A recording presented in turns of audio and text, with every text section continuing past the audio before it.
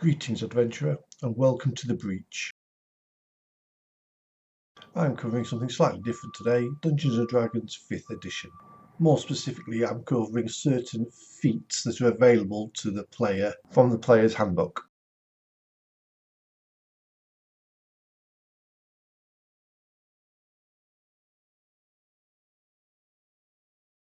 So, what is a feat? At certain levels, your class will allow you to take an ability score improvement, or ASI. ASIs allow you to improve your ability scores up to a maximum of 20.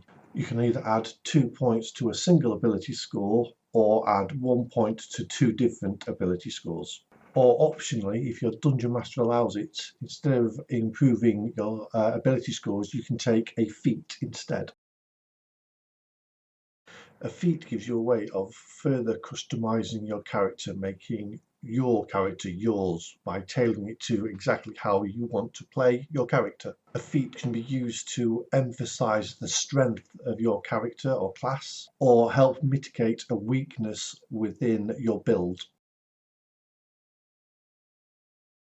So let's look at an example. This is Almar, a character I play once a month in a homebrew game over the internet.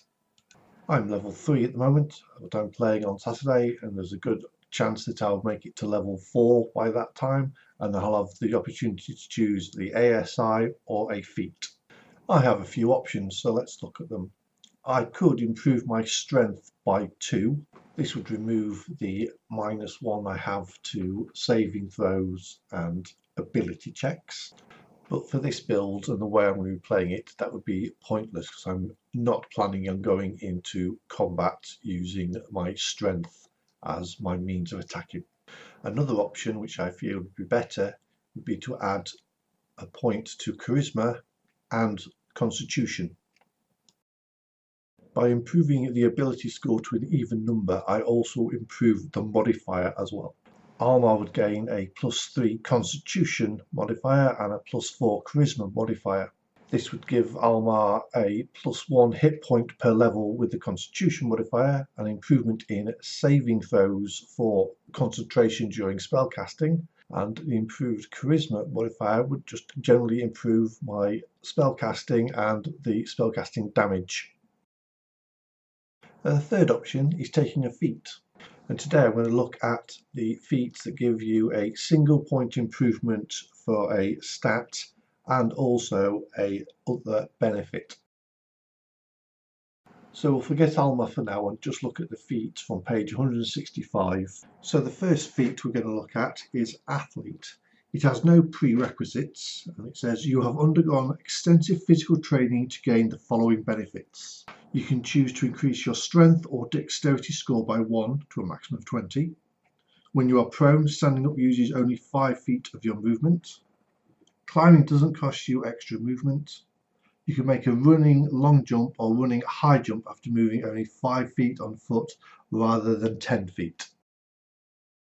Normally, when you're knocked prone and you need to stand up, it costs you half your movement. As most races have a 30-foot movement, that would leave them with just 15 feet to move. But with this feat, it leaves you with 25 feet after getting up.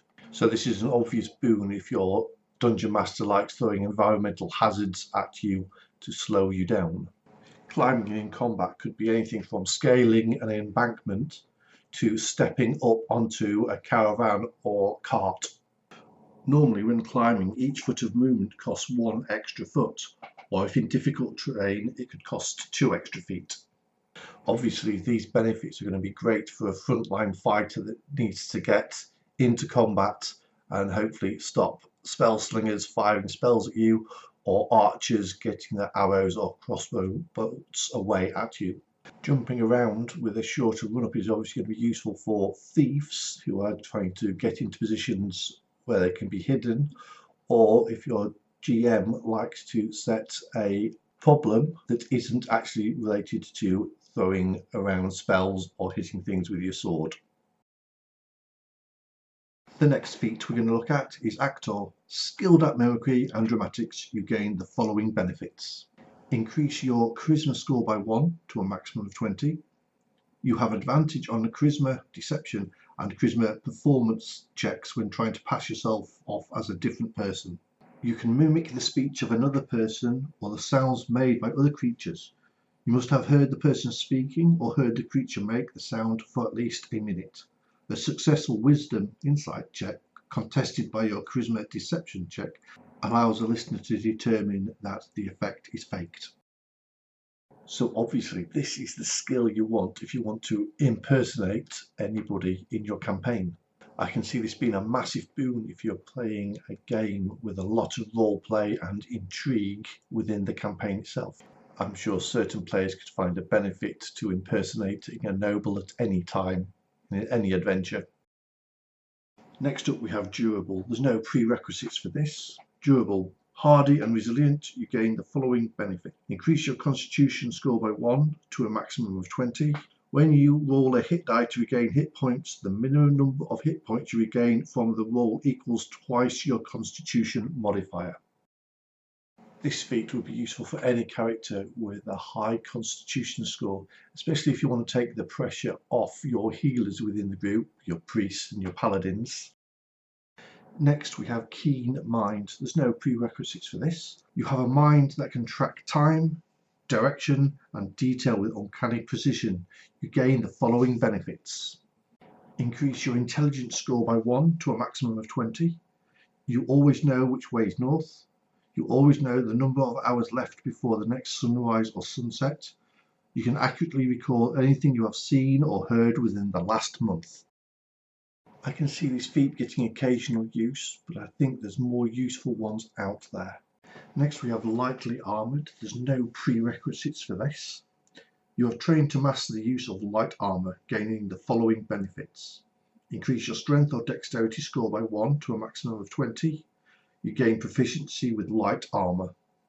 In the player's handbook there's only 2 classes that don't get any proficiency in armour, and that's the wizard and sorcerer. For both these classes I believe there's better ways to improve your armour instead of using a feat. Moderately armoured. This feat has a prerequisite, which is proficiency with light armour. You have trained to master the use of medium armour and shields, gaining the following benefits. Increase your strength or dexterity score by 1 to a maximum of 20. You gain proficiency with medium armour and shields. I can see this feat being useful in certain cases. For example, the warlock, if you don't get access to medium armour another way, or the bard. Heavily armoured. Prerequisite proficiency with medium armour. You have trained to master the use of heavy armour, gaining the following benefits. Increase your strength score by 1. If you already have medium armour proficiency and your dexterity isn't very high, I can see this being a great boon if you want to become a more frontline tanky character. Heavy armour master. Prerequisite proficiency with heavy armour. You can use your armour to deflect strikes that would kill others. You gain the following benefit. Increase your strength score by 1 to a maximum of 20. While you are wearing heavy armour, bludgeoning, piercing and slashing damage that you take from non-magical weapons is reduced by 3. At lower levels, the reduction of damage by 3 points would be quite beneficial, but at lower levels I believe there's other feats that would be more beneficial than this. And by the time you've got an ASI to spare, the reduction of 3 damage is barely worth it. We've finished with the armoured feats. We're going to move on to linguist, which has no prerequisites. You have studied languages and codes, gaining the following benefits. Increase your intelligence score by 1 to a maximum of 20. You learn 3 languages of your choice. You can ably create written ciphers. Others can't decipher code you create unless you teach them. They succeed on an intelligence check DC equal to your intelligence score plus your proficiency bonus, or they use magic to decipher it. There's another feat with a very niche use. But if your Dungeon Master is using the alternative rules for humans where they all have their own language, I could see this being useful if you're travelling between different countries. Observant. Quick to notice details of your environment, you gain the following benefits. Increase your intelligence or wisdom score by 1 to a maximum of 20. If you can see a creature's mouth while it is speaking a language you understand, you can interpret what it is saying by reading its lips. You have a +5 bonus to your passive wisdom, perception and passive intelligence investigation scores. The bonus to your passive perception and passive investigation is worth it if you do not already have a rogue in your group. Resilient, no prerequisites. Choose one ability score. Increase the chosen ability score by 1 to a maximum of 20. You gain proficiency in saving throws using the chosen ability. It's a very simple feat, but I can see it being very useful. For example, a Pact of the Blade Warlock needs to concentrate on spells, but doesn't have a Constitution proficiency for saving throws. Tavern Brawler. Accustomed to rough and tumble fighting using whatever weapons happen to be at hand, you gain the following benefits. Increase your strength or Constitution score by 1 to a maximum of 20. You are proficient with improvised weapons. Your unarmed strike uses a d4 for damage. When you hit a creature with an unarmed strike or an improvised weapon on your turn, you can use a bonus action to attempt to grapple the target. Unless the campaign that you're in is a mixture between Johnny Depp in Pirates of the Caribbean and Errol Flynn, this probably is the most useful feat. Weapon Master. You have practiced extensively with a variety of weapons, gaining the following benefits. Increase your strength or dexterity score by 1 to a maximum of 20. You gain proficiency with 4 weapons of your choice. Each one must be a simple or martial weapon. I would say this is a very niche feat. If you want to get proficiency in weapons, I think there's a better way of getting proficiencies, and that would be taking a single level in a class like Fighter. All the feats I've covered here are in the Player's Handbook, so are all suitable for Adventures League if that's your kind of thing.